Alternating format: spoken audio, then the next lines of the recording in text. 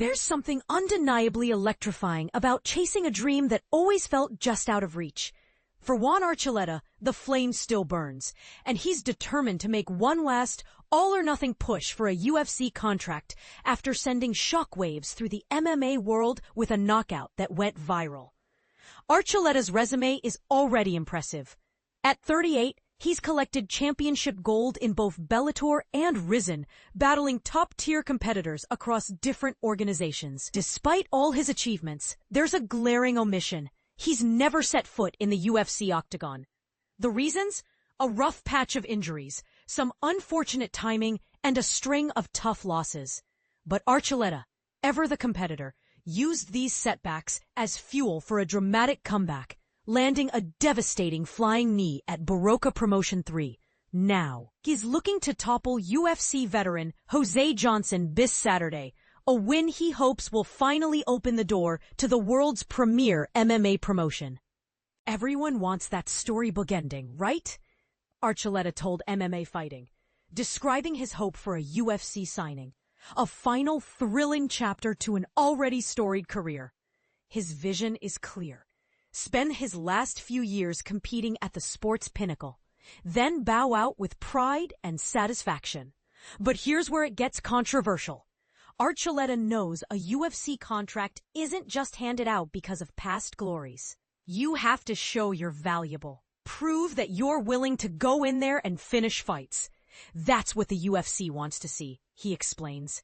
So when he crushed Dennis Linton with a flying knee in June, the spectacular knockout quickly caught fire online. Fans and fighters alike replayed the video endlessly, sparking talk that Archuleta might have produced a Knockout of the Year candidate.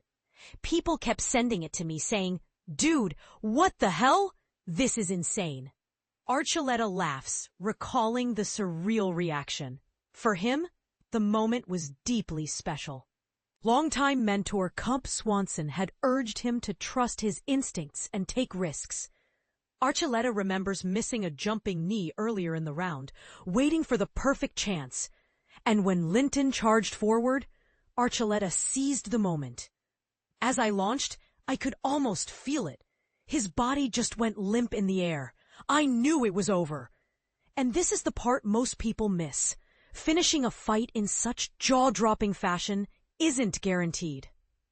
Archuleta admits that not every bout ends with a dramatic highlight, but his ability to create those moments sets him apart and could be what finally gets UFC matchmakers to pay attention.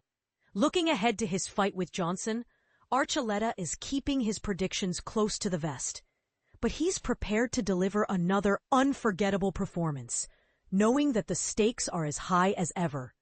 Joe Stevenson told me this is how it would play out. One last run.